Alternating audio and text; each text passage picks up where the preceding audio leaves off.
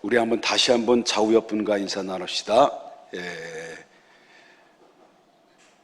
축하합니다.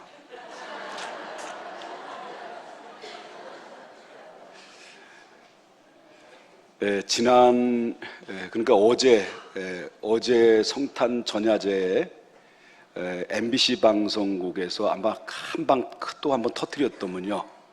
PD 수첩을 통해서 기독교에 관련된 그런 비리에 대해서 한 방 또 크게 터뜨렸습니다. 물론 이단 종파에 관련된 그런 이야기도 있고 대형교회에 대한 이야기도 있었습니다만은 어쨌든 기독교가 힘을 잃어가고 있고 또한 비판받아 마땅한 일도 있지만 점점 가면 갈수록 진리가 바로 비진리 앞에 많은 고초를 당하는 그런 광경을 보면서 예수님이 이 땅에 오신 목적은 바로 평화를 우리가 주시기 위한 목적이었지만 우리의 평화를 주시기 위한 목적을 이루기 위해서는 주님께서는 하늘의 미랄이 되지 않으면 우리의 기쁨과 평화를 얻을 수가 없기에 바로 예수님의 탄생은 최고의 기쁨과 동시에 슬픔이 동시에 작용되는 날이 아닌가 그렇게 생각이 됩니다.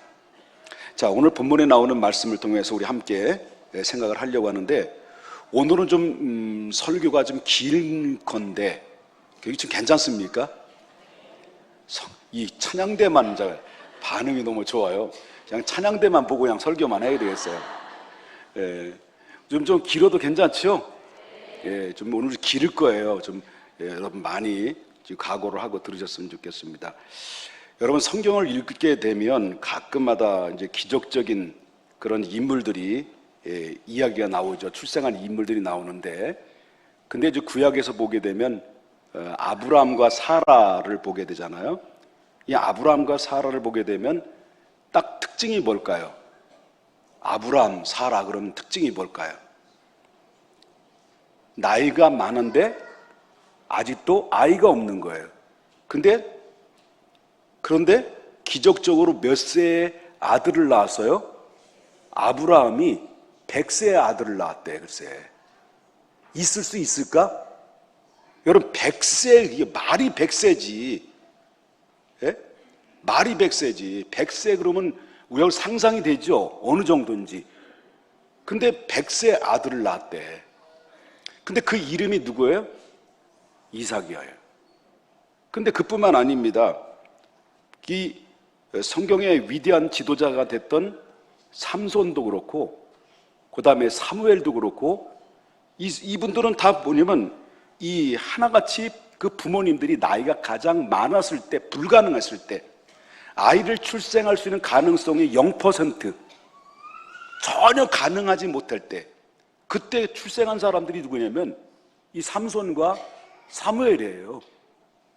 그런데 신약에 넘어와서 가장 기적적으로 출생한 사람이 있어요. 그분이 누굴까요? 예수님 줄 알았죠? 누굴까요? 세례 요한이에요. 세례 요한은요, 나이가 너무 많았어. 이게 자연법칙적으로 볼 때는 이거는 정말 자녀가 태어날 가능성은 0%.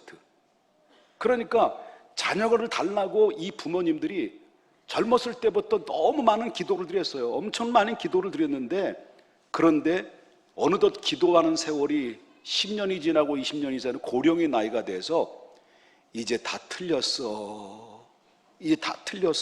이제 포기하려고 하는 때에 하나님께서 그들에게 세례 요한을 주시기로 약속을 하셨고, 그 전혀 0% 가능성이라는 건 전혀 없는 불가능한 것을 하나님께서 가능케 만드셔서 그 태의 문을 열어줘 가지고 옥동자 세례 요한을 출생케 하신 것이 성경 역사예요.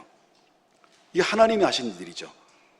그런데 여기서 몇몇 기적적인 그런로 태어난 인물들이 있지만, 그러나 초자연적인 출생의 절정에 이른 분이 있는데 그분이 누구냐면 이제 나와야 되지.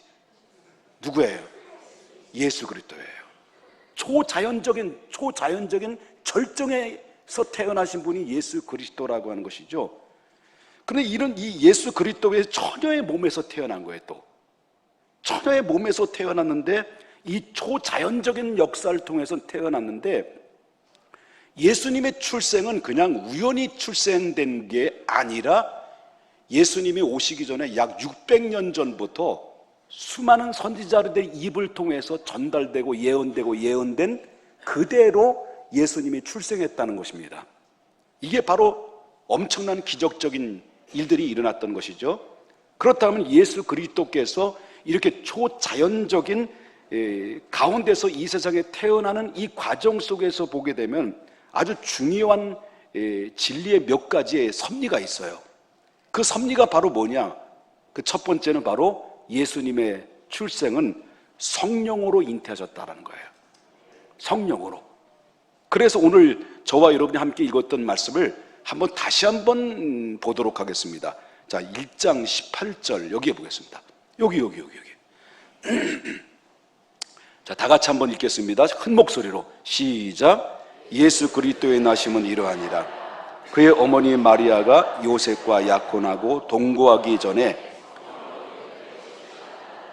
자, 마리아가 요셉과 약혼하고 뭐하기 전에, 동거하기 전에 이미 무엇으로? 성령으로 잉태된 것이 나타났더니. 자, 어느 날 천사가 마리아에게 나타나서 이렇게 얘기했어요. 이제 마리아에게 나타나서 이렇게 했는데, 이제 남성분들이 이제 오늘 지금 있는 거예요. 지금요, 천사라고 생각하면서. 여러분이 남성들은 천사가 아니지만 천사라고 생각하면서 이 목에 훅가시를 좀 줘가지고 얘기해야 됩니다. 자, 한번 보겠습니다. 누가복음 1장 30절부터 33절까지 남성들만 목에 훅가시 줘가지고 한번 읽어보겠습니다. 얇게 하면 안 됩니다. 베이스 깔아가지고 시작. 에이, 천사 같지가 않아. 다시 한번 또박또박하게 시작.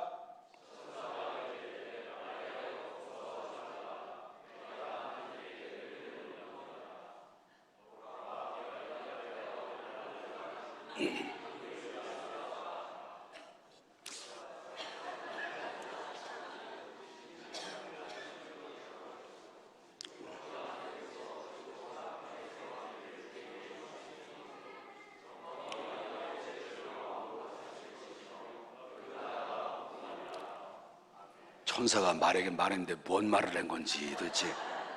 그러면 이제 여자가, 이제 마리아가 이제 들은 거예요. 천사의 말을. 뭐냐면 이 말은, 보라, 처녀가 소위 말한다면 내가 잉태의 아들을 낳을 것이다. 그렇게 말하면서 이미 조상 때부터 알려준 바대로 너희가 약속된 아들이 너를 통해서 나올 것이다 라고 천사가 이걸 가지고 뭐라고 말하냐면 수태고지다 이렇게 얘기해요. 그렇게 얘기했을 때 그때 마리아가 깜짝 놀라가지고, 그러면서 이제 우리 성도님들이 읽어야 됩니다. 이제 누가복음 1장 34절 여기 뭘 집어넣냐면 어머 그걸 넣어야 돼. 그러면 이제 마리아가 하루도 빨고 어머 하고 나는 있죠. 다시 시작. 그렇지. 나는 또 읽어야지. 거기 말하되 말고 나는 남자로 고 이어져야 돼요. 자, 다시 한번 시작.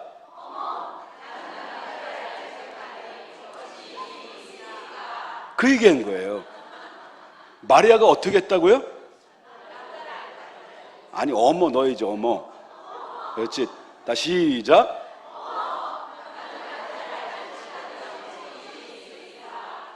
그러니까 이 마리아가 지금 처녀인데, 내가 남자를 알지 못하고 남자와 성관계도 갖지 않았는데, 자연 법칙도 아닌데 어떻게 이렇게 가능할 수 있겠습니까? 라고 이렇게 물어본 거예요. 그랬더니 이제 남자 천사가 하는 얘기가 1장 35절 시작.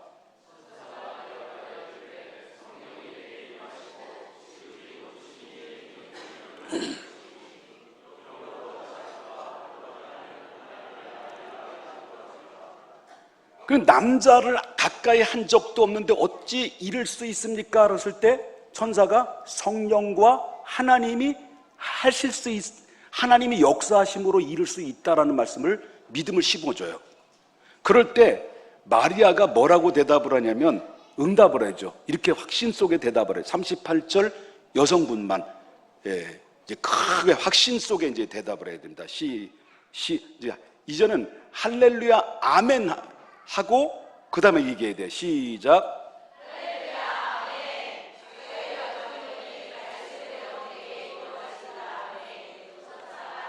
그만해. 이래서 예수님이 나온 거예요. 그러니까 요셉과 정혼을 했는데 남자와 가까이, 요셉과의 가까이 한 적이 없어요. 그런데 천사가 나타나가지고 너에게 성령이 임하여 잉태가 되었으니 아들을 낳을 것이다 라는 말을 했을 때, 아니 내가 남자를 가까이 하지 않았는데 어떻게 이런 일이 있을 수 있습니까? 하나님은 성령을 통해서 너의 조상 때부터 예언한 대로 너의 하나님의 아들을 너를 통해서 낳을 것이다 라는 것을 이미 약속하셨고, 하나님은 너를 통해 이룰 것이다, 너희가 주인공이다 라고 말했을 때, 그때 이 마리아가 그 말을 듣고 두려웠어요. 너무 힘들었어요. 그렇지만 그것을 하나님의 말씀으로 받아들이고 할렐루야 아멘 주의 말씀대로 이루어지이다라고 고백을 딱 해요. 여기서 주목할 볼 만한 것은 바로 뭐냐면, 자, 요셉과 마리아는 분명한 것은 정혼한 사이지만은 동침한 사이는 아니라는 거예요. 그래서 이 마태복음 1장 25절에 보니까 아들을 낳기까지 뭐하지 않았다는 거예요. 동침하지 아니하더니 낳음의 그 이름이 누구라고요? 예수라고 그랬어요. 자, 어떻게 이런 일이 있을 수 있을까라고 하는 겁니다. 그런데 여기 이 마태복음 1장 18절에 다시 보게 되면, 예수 그리스도의 나심은 이러하니라 그의 어머니 마리아가 요셉과 약혼하고 뭐하기 전에, 동거하기 전에 이미 뭐를 통해서? 성령을 통해서 잉태됐다라고 하는 것입니다. 그러니까 자, 이것을 좀 더 깊이 들어가게 되면 마태복음 1장 1절에 들어가게 되면 뭐라고 말하냐면, 아브라함과 다윗의 자손 예수 그리스도의 세계라고 말씀이 시작돼요. 그래서 예수님의 족보와 혈통에 대해서 이야기가 나와요. 그런데 이 아브라함부터 예수 그리스도까지의 족보가 그 나오는 그 과정 속에, 아브라함 시대부터 예수 그리스도에 출생하는 그 과정 속에 족보상에 4명의 여자가 나와요. 구약에 4명의 여자가 나오는데, 그 4명의 여자 중에서 3절에 보니까 뭐라고 나오냐면, 유다는 다말에게서 누구와 누구를 낳고 베레스와 세라를 낳고, 5절에 보니까 살몬은 라합에게서 누구를 낳고 보아스를 낳고, 그 다음에 6절 중반절에 보니까 다윗은 우리아의 아내에게서 누구를 낳고 솔로몬을 낳고라고 기록돼요. 그럼 이처럼 여자가 나올 때는 누가 어떤 여자를 통해서 누구를 낳았다라고 나와요. 족보상에. 이해되셨어요? 그럼 누가 어떤 여자를 통해서 누구를 낳았다. 예를 들면 김옥복이가 장가 들어가지고 박향의를 통해서 김은혜와 김지혜와 김솔지를 낳았더라. 이게 정상이잖아요. 족보상 그렇다는 거예요. 이게 되신 거예요? 안 되신 거예요? 자, 그런데 16절에 보면, 16절에 보십시다. 야곱은 마리아의 남편 요셉을 낳았으니, 그 다음에 뭐라 그랬어요? 마리아에게서 그리스도라 칭하는 예수가 아니라 누굴 건너뛰어요? 예? 요셉을 건너뛰어. 그죠? 원래대로 말하는데, 이 족보에 나오는 거예요. 원래대로 말한다면 어떻게 돼요? 요셉은 누구를 통해서? 마리아를 통해서 마리아에게서 누구를 낳느니라? 예수를 낳았다라고 나오는 게 정상이잖아요. 그런데 요셉은 싹 빠지고 마리아에게서 누가 낳았다는 거예요? 예수가 나왔다는 거예요. 저 성경을 어디를 봐도 예수 그리스도의 출생에 있어서 바로 예수님의 요셉의 아들이라고 나온 적이 단 한 구절도 없어요. 요셉의 아들이라고. 그러니까 소위 말한다면 이 무엇을 말하느냐면, 무엇을 말하냐면 예수님은 요셉으로 인해서 이 세상에 오신 분이 아니다라는 거예요. 다만 누구를 통해서? 성령을 통해서 마리아에게 나셨다. 이것이 바로 성경에서 이야기하시는 핵심이다 하는 거예요. 그래서 예수님의 출생은 자연 법칙이 아니라 초자연 법칙을 통해서 나온 것이다. 하나님의 섭리에 의해서 난 것이다. 그래서 여러분 아까도 얘기했지만 마태복음 18장에 예수 그리스도의 나심은 이러하니라 그의 어머니 마리아가 요셉과 약혼하고 동거하기 전에 무엇으로? 성령으로 잉태된 것입니다. 하나님이 만드신 자연 법칙은요, 암수, 그러니까 안놈과 순놈의 결합에 의해서 새끼를 낳는 법칙이에요. 사람으로 말한다고 한다면 남녀 결합에 의해서 한 생명이 태어나는 것이 자연법적인 법칙이에요. 이 법칙에는 여태까지 벗어나지 않았어요.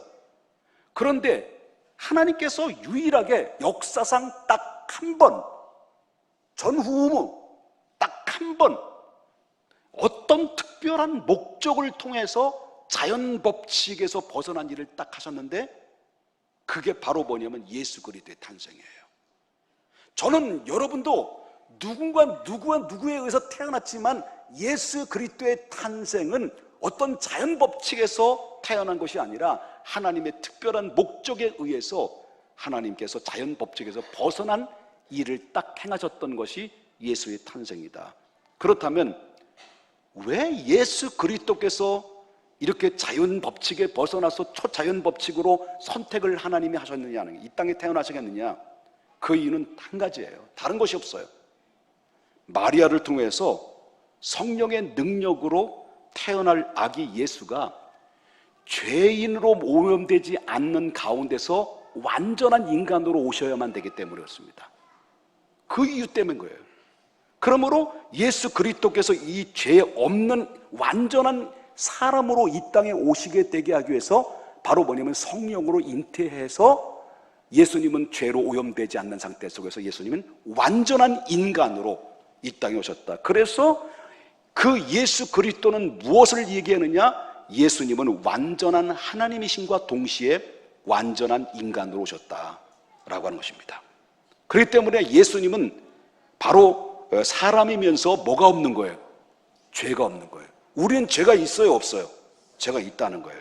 이게 바로 기독교의 중심적인 사상이라고 하는 것을 우리가 보게 된다는 거예요. 그러므로 예수 그리스도는 죄 없는 완전한 사람으로 이 땅에 오셨다라고 하는 것을 먼저 여러분 염두에 둬야 된다. 그래서 예수님은 완전한 하나님이시면서 완전한 하나님 사람으로 오셨다는 것을 잊어서는 안 된다. 여러분 만약에 생물학적 법칙에서 태어났다고 한다면 예수님은 우리의 구주가 될 수가 없는 거예요. 만약에 예수 그리스도께서 우리와 같은 똑같은 방법을 통해서 예수님이 요셉을 통해서 마리아에게 예수님이 태어났다라고 한다고 한다면 바로 예수님도 원죄를 가지고 그대로 태어나실 수밖에 없는 거예요. 그렇다고 해서 예수님 우리가 구주가 될 수가 없는 거예요. 그러나 예수님은 인류를 구원하시기 위해서는 동정녀 마리아를 통해서 성령으로 잉태하여 낳게 하였기 때문에 그것이 가능하지, 그렇지 않았다고 한다면 예수님이 이 땅에 오셔서 우리를 구원할 수 있는 방법이 단 하나도 없다. 왜? 세상 죄를 지고 가는 하나님의 어린 양으로 오셔야 될 예수님은 죄가 없고 흠이 없는 그런 완전한 이 하나님의 어린 양으로 오셔야 하기 때문에 그렇다라는 겁니다. 믿습니까? 그렇기 때문에 완전한 하나님이 죄 없는 완전한 사람으로 이 땅에 오신 분이 누구냐라고 말한다면 그분이 예수 그리스도라고 하는 거예요. 그렇다면 왜 완전한 하나님이 죄 없는 완전한 사람으로 이 땅에 오셨느냐? 그 이유가 뭐냐? 그 이유는 다른 거 아닙니다. 단 한 가지. 이 세상을 구원하기 위해서입니다. 저와 여러분을 구원하기 위함이었다. 그래서 여러분 본문에 보게 되면 마태복음 1장 21절을 보겠습니다. 자, 아들을 낳으리니 그 이름을 뭐라 그래요? 예수라 하라. 이는, 자 이제 보겠습니다. 그 예수가 누구냐? 왜 하나님이 성령으로 그 예수를 이 땅에 태어나게 하셨느냐? 그 이유가 뭐냐? 분명하고도 확고한 목적을 이 말씀을 통해서 집약될 수 있는데, 이는이 뭐예요? 그 이유가 뭐냐? 자, 다 같이 큰 목소리겠습니다.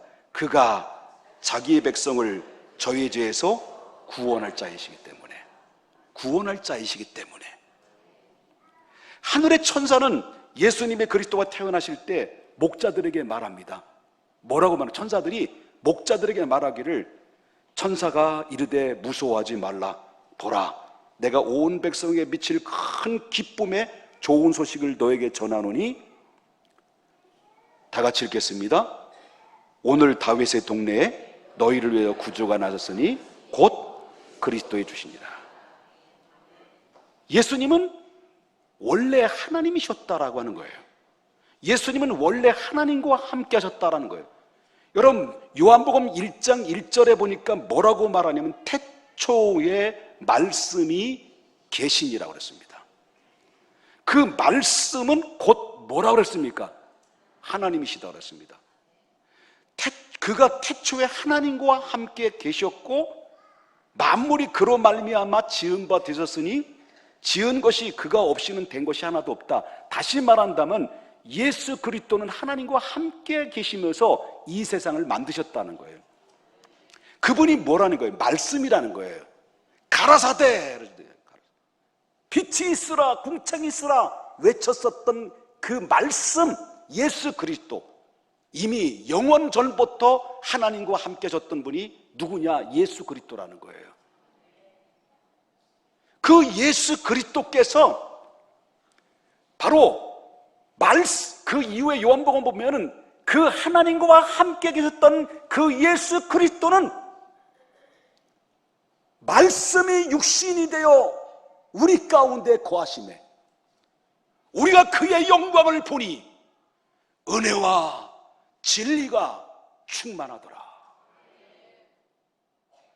그분이 이 땅에 오신 거예요.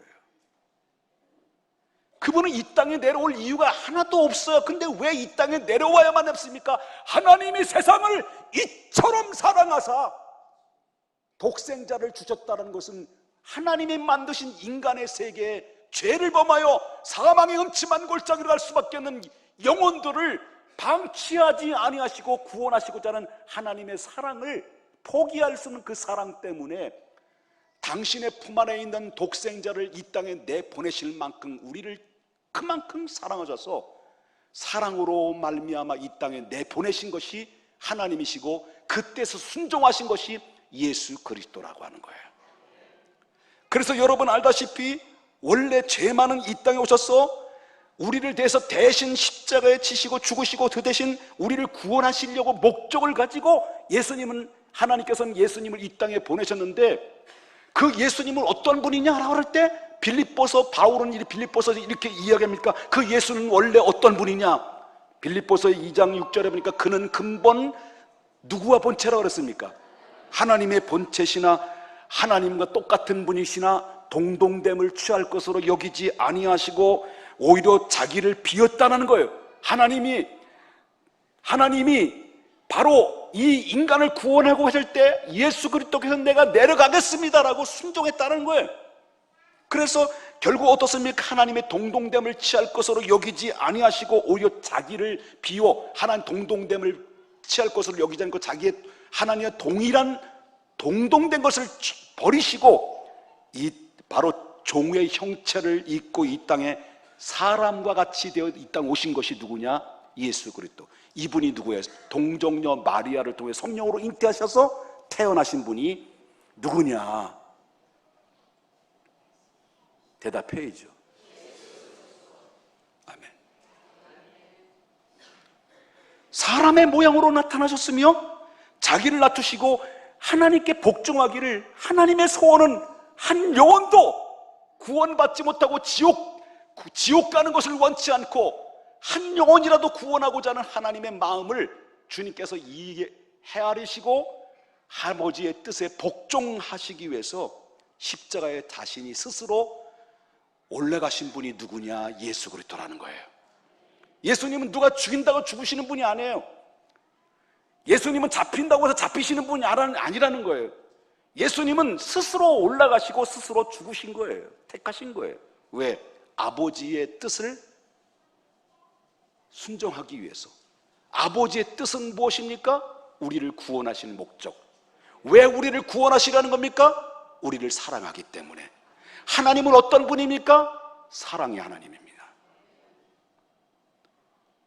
그 사랑의 하나님이 나같이 보잘것없는 초라한 연약한 존재에게 그 예수 그리스도를 통해서 찾아오셔서 누군가 당신도 예수 믿으세요.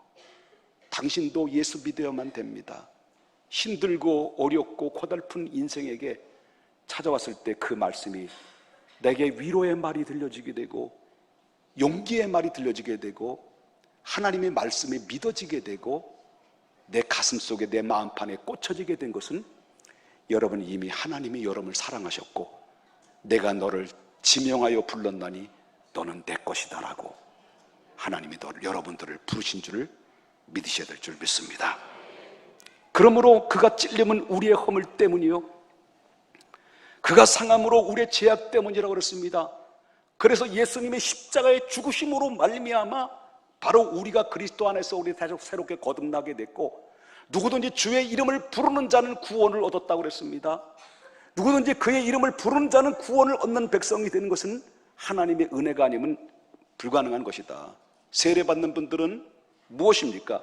내가 예수 그리스도를 믿었다라는 것은 내가 그리스도와 함께 십자가에 못 박혔나니 그런즉 이제 내가 산 것이 아니요 오직 내 안에 그리스도께서 사시는 것이니 이제 내가 육체 가운데 사는 것인 나를 사랑하사 나를 위해 자기 자신을 버리신 하나님의 아들을 믿는 믿음 안에서 이제부터는 사는 것이니라.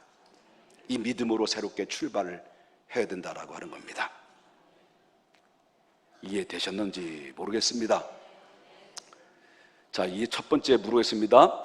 예수님이 이 땅에 오셨을 때 어떻게 오셨다고요? 성령으로 잉태해 오셨다. 왜 이 땅에 하나님이 예수님을 보내셨을까요? 이 세상을 구원하시기 위해서. 예수님은 어떤 분이에요? 우리의 구세주다라고 하는 거예요. 이 사실을 믿으십니까? 세 번째, 예수님은 성경대로 오셨다라는 겁니다. 믿으시면 아멘 하십시다. 자, 1장 22절부터 23절을 한번 보겠습니다. 자, 제가 먼저 읽겠습니다. 이 모든 일이 된 것은, 이 모든 일이 됐다라는 말이 뭐예요? 예수님이 이 땅에 오신 모든 과정들, 그죠? 성령으로 잉태해서 이렇게 모든 과정들은, 이 모든 일들이 된 것은 주께서 누구로 말미암아 선지자로 하신 말씀을 어떻게 하기 위해요? 이루게 합니다. 그럼 예수님의 이 땅에 출생하신 것은 우연히 이루어진 사건이냐, 아니면 오래 전부터 누구의 입을 통해서 전달된 대로 그대로 하나도 빠짐없이 그 스케줄대로 성취되고 이루시고 되어진 일이냐? 전자냐 후자냐? 후자라는 거예요. 자, 1장 23절 보면 보라 누가 처녀가 잉태하여 아들을 낳을 것이요 그 이름을 임마누엘이라 하리라 하셨으니 이를 번역하면 하나님은 우리와 함께 계시니라. 자, 예수님의 탄생은 아까도 말했습니다마는 내가 늘 얘기하잖아요. 뭐 어느 날 손오공처럼 우랑바랑 나라바랑 뭐 따라까 뿌라냐 삐 하고 구름 타고 팍 나가지고 슈퍼맨 쫙 애들 있으니까 별짓 합니다. 나는 광대야 광대. 슈퍼맨 쫙 해가지고 막 가서 뭐 해결사로 이렇게 오신 분이 아니다라고 하는 거예요. 알아듣나 모르겠어요.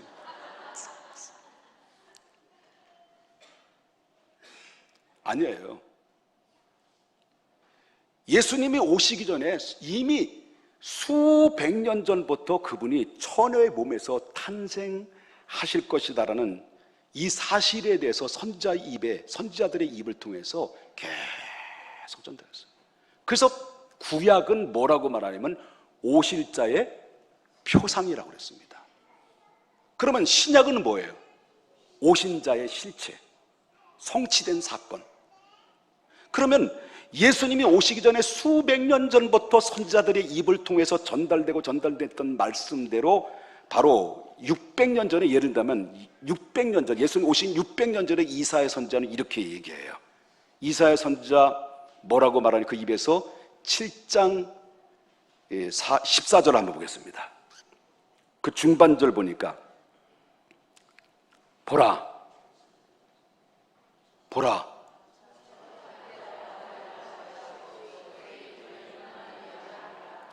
그런데 600년 지난 다음에 됐어요, 안 됐어요? 됐다는 거예요. 또 말하기를 이사야서 9장 6절부터 6절 보겠습니다. 다 같이 읽겠습니다. 시작. 이는 한 아기가 우리에게 낳고 한 아들이 우리에게 주신 바 되었느니 그의 어깨는 정사를 메었고 그의 이름은 기묘자라 모사라. 전능하신 뭐라 했어요? 하나님이시대. 그 오실 아기 예수가 누구라고요? 전능하신 누구라는 거예요? 하나님. 그 다음에 뭐라고 그랬어요? 영존하신 아버지. 이만희? 장길자? 김옥백? 그게 아니라 이 땅에 오실 인류의 구세주는, 처녀로 오실 그 아기 예수는 죽으러 오실 것인데 그분은 사실 따지고 보면 누구라는 거예요? 전능하신 하나님, 영존하시는 아버지라. 그 다음에 뭐라 그랬습니까? 평강의 왕. 그분을 통해서 우리가 평화를 얻는 놀라운 역사. 그 다음에 이사야서 11장 1절에 보니까 누구의 줄기에서, 이새의 줄기에서 뭐가 나온다는 거예요? 한 싹이 나와서 그의 뿌리에서 한 가지가 나서 많은 결실이 맺게 될 것이다 라고 그랬어요. 여러분 좀 이해되셔요? 좀 지루하지요? 안 지루해요? 그럼 계속 그래요. 자, 보십시다. 인류의 시조에 아담의 죄를 범했어요. 하나님이 인류의 세상을 만들어 놓고 이 에덴 동산에서 하나님의 형상을 닮은 아담을 만드셨단 말이에요. 그리고 생육하고 번성하고 충만하고 다스리고 정복하라, 그 모든 권한을 주었습니다만은, 그러나 이 아담은 하나님의 말씀을 듣고 하나님의 영존하신 그분을 섬기면 영원토록 죽지 않고 하나님이 행복하게 살 수 있는 모든 축복은 다 누릴 수 있었어요. 그런데 최초의 인류의 아담이 하나님의 말씀을 듣기보다는 불순종을 해서 결국은 인류의 죄가 들어왔다는 거예요. 그래서 로마 3장에 보게 되면 한 사람이 죄를 짐으로 죄가 세상에 들어왔고 죄가 세상에 들어옴으로 말미암아 인류의 사망이 찾아왔다고 말했어요. 그럼 아담의 죄와 나와의 죄는 무슨 관계가 있냐? 관계 있죠. 아담은 인류의 대표성을 가지고 있기 때문에 관계가 있는 거예요. 여러분, 가정에서 식구들이 있는데 한 놈이 잘못하면 누가 맞아?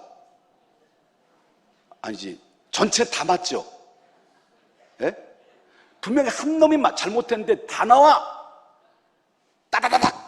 5대 나가는 거예요. 단체를 맞는 거예요. 그러니까 여러분, 모든 아담은 인류의 대표성을 가지고 있기 때문에 우리는 유전자를 가지고 있어요. 유전자. 아담의 유전자를 가지고 있어요. 그러니까 이 대표성을 가지고 있기 때문에 아담의 죄는 곧 인류의 죄의 파장이 되는 거예요. 그래서 결국은 죄가 들어왔는데, 그래서 다시 이런 죄로 인해서 죽을 수밖에 없는 가운데 하나님의 심판과 공의의 심판을 통해 내려야 될 상황인데, 그런데 하나님께서는 분명히 공의의 심판을 내렸지만 훗날에 이미 창세기 때부터 원시의 복음을 제시했어요. 창세기 3장 15절에 보니까 딱 아담이 죄를 짓자마자 하나님이 죄를 해결할 수 있는 방안을 약속을 해 주셨던 것이 이게 원시의 복음인데, 여자의 후손으로 나올 그분이, 다시 둘째 아담으로 오실 그분이 바로 다시 인류를 회복시킬 거다라는 원시의 복음의 메시지를 줬는데, 그게 바로 창세기 3장 15절의 말씀입니다. 한번 지루한데 읽어보실래요? 시작. 내가 너로 여자와 원수가 되게 하고 내 후손도 여자의 후손과 원수가 되게 하니 여자의 후손은 내 머리를 상하게 할 것이요 너의 발굽. 예, 마귀는 예수님을 십자가에 내어주지만 그러나 죽음의 권세, 음부의 권세를 다 깨트리고 부활을 쫙 하셔가지고 모든 구원의 길을 쫙 열어가지고 내가 곧 길이요 진리요 생명이니 누구든지 나로 말미암지 않고는 아버지께로 올 자니라. 누구든지 수고하고 무거운 짐진 자들아 다 내게로 오라. 내가 너를 쉬게 하리라. 이 예수 그리스도께서 여자의 후손으로 모든 길을 다 열어놓으신 거예요. 그래서 이 어마어마한 하나님의 축복을 우리에게 공급하신 사건이 바로 뭐니 이 창세기 때 죄를 범했지만 그러나 그 즉시로 원시 복음으로 여자의 후손으로 오실 그분을 통해서 이루실 하나님의 약속을 계속 이루셨다가 예수님께서 십자가를 통해서 완성하시고 모든 구원의 길이 활짝 열어서 누구든지 이제는 저를 믿는 자마다 멸망치 않고 영생을 얻는 놀라운 역사 속에서 그 찬스를 잡은 자들이 저와 여러분이란 사실을 믿으셔야 될 줄 믿습니다. 자, 그래서 이 미가 선지자는 처녀의 몸에서 베들레헴에서 태어난다라고 이해해놨어요. 미가 선지자도 얘기했어요. 5장 2절, 미가 선지자 5장 2절 보십시다. 베들레헴에서. 예수님 어디서 났어요? 미가 선지자는 예수님이 오시기 전에 선지자예요? 후 선지자예요? 전에 선지자죠. 뭐라고 말했습니까? 뭐라고 예언했냐면 베들레헴 에브레다야 너는 유다 족속 중에 작을지라도 이스라엘을 다스릴 자가 내게서 내게로 올 것이라. 그가 근본은 상고에 영원히 있느니라. 자, 에레미야서 31장 22절 여기 보면 여호와 중반절이니까 여호와가 새 일을 세상에 창조했나니 곧 뭐라 했습니까? 여자가 남자를 둘러싸리라. 아모스 3장 7절에 보니까 주 여호와께서 자기의 비밀을 그 종 선지자들에게 보이지 아니하시고 결코 행하심이 없느니라. 하나님의 예수의 탄생은 선지자들의 입을 통해서 전달되지 않고 예수님이 그냥 즉각적으로 이 세상에 태어나시게 하신 것이 아니다라는 것을 성경에서 말해주고 있다라고 하는 것입니다. 사랑하는 여러분, 지금까지 말씀을 많이 들었습니다. 우리는 이 이야기 속에서 우리를 향하신 하나님의 사랑을 발견할 수가 있습니다. 하나님은 우리와 화목하시기를 위해서 구약의 선지자를 통해서 끊임없이 보내셨습니다. 그러나 인간들은 하나님의 사랑에 대해 절실하게 느끼지 않았던 거예요. 결국은 하나님이 우리에게 직접적으로 찾아오셔서 그분이 찾아오신 분이 누구냐? 바로 예수 그리스도라고 하는 것입니다. 그래서 이 고린도전서를 보게 되면 15장 2절부터 6절에 보니까 뭐라고 말하냐면 너희가 만일 나의 전한 이 말을 굳게 지키고 헛되이 믿지 아니하였으면 이로 말미암아 구원을 얻으리라. 내가 받은 것을 먼저 너에게 전하느니 이는 뭐라 했습니까? 성경대로 그리스도께서 우리 죄를 위해서 죽으시고 장사 지난 바 되었다가 뭐라 그랬습니까? 성경대로 사흘 만에 다시 살아나사 게바에게 보이시고 이렇게 쭉 나오잖아요. 성경대로 오셨고 성경대로 죽으셨고 성경대로 살아나셨고 마지막 재림할 때는 뭐대로 오실까요? 성경대로 오신다라는 거예요. 신구약 성경은 모두 예언된 말씀으로 이루어진 거예요. 요한계시록 1장 3절에 보니까 뭐라고 말하냐면 이 예언의 말씀을 읽는 자와 그 다음에 뭐래요? 듣는 자와 그 다음에 뭐예요? 그 가운데 거룩한 것을 지키는 자는 복이 있나니 뭐예요? 때가 가까우니라. 여기서 성경의 말씀을 읽는 자는 이 신천지에는 읽는 자격은 이만희밖에 없대. 그러니까 이만희 말을 들어야 된다는 말을 했다며. 그렇게 얘기 들었죠? 옆에 분 혹시 그런 얘기 안 들으셨습니까? 물어보세요. 복 받는 사람이 누굴까? 정말 복 받는 사람이 뭘까요? 예수 그리스도께서는 성령으로 잉태하셨습니다. 예수 그리스도께서는 인류의 구세주로 오셨는데 바로 나를 구원하러 오셨습니다. 예수님은 이 땅에 오실 때 우연히 오신 분이 아니라 성경 말씀대로 오셨고, 성경대로 죽으셨고, 성경대로 부활하셨고, 성경대로 승천하셨고, 성경대로 다시 오실 것을 내가 믿습니다. 이 말씀을 듣고 믿고 지키는 자는 이 땅의 어떤 사람보다도 가장 복된 사람이라는 것을 믿으셔야 될 줄 믿습니다. 결론적입니다. 사도 요한은 말합니다. 요한일서 4장 1절부터 3절에 보니까 그 핵심적인 내용이 뭐냐면, 예수 그리스도께서는 육체로 오신 것을 시인하는 영마다 하나님께 속한 것이요. 무슨 말입니까? 예수 그리스도께서 육체로 오신 것을 시인하는 영마다 누구에 속했다고요? 하나님께 속했다. 물어보겠습니다. 오늘 지금까지 전해졌던 말씀 세 가지 핵심 뭐였죠? 예수님이 어떻게 오셨다고요? 두 번째는 두 번째는요, 인류에 우리를 구원하시기 위해서 오셨고, 세 번째는 성경대로 오셨다는 것. 이 사실을 믿으십니까? 그렇다면 이 사실을 시인한다는 것은, 이 사실을 여러분 받아들인다는 것은 내가 누구에게 속했다는 의미입니까? 하나님께 속했다는 거예요. 그런데 이 요한일서 4장에 보게 되면 반대로 시인하지 아니하는 영마다 하나님께 속하지 아니한 것이다. 극단적인 결과가 나오는 거예요. 여기서 믿고 안 믿고는 종이 한 장 차이예요.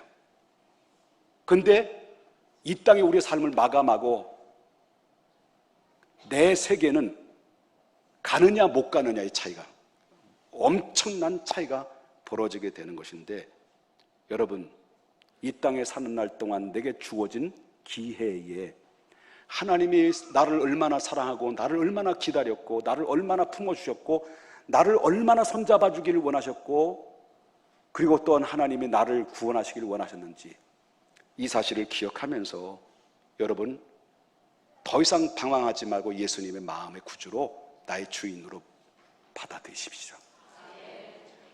그러므로 예수 그리스도가 성령으로 잉태하여 육체로 나심을 믿어야 된다는 거예요. 성령으로 잉태되지 않은 것을 믿지 않으면 이걸 가지고 뭐냐면 불신자다, 교회를 다녀도 불신자다 라고 하는 것입니다. 옆에 분 인사합시다. 당신은 신자입니까? 불신자입니까? 인사합시다. 질문을 제 마지막 드리고 마치려고 해요.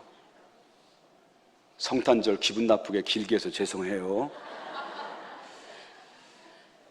여러분은 예수 그리스도께서 성령으로 잉태되어 이 세상에 오셨다는 사실을 믿으시나요? 여러분은 예수 그리스도가 이 세상에 구원하시기 위해서 완전한 인간으로, 완전한 성육신 되어 이 땅에 오셨다는 사실을 믿으십니까? 여러분은 예수 그리스도께서 성경대로 오셨고, 성경대로 죽으셨고, 성경대로 다시 부활하셨고, 성경대로 또 승천하셨고, 성경대로 다시 오실 그 예수님을 여러분 믿으십니까? 그렇다고 한다면 여러분들은 분명합니다. 여러분들에게는 분명합니다. 오늘 밤 이 세상을 떠난다 할지라도 천국에서 반드시 눈을 뜨게 될 것입니다.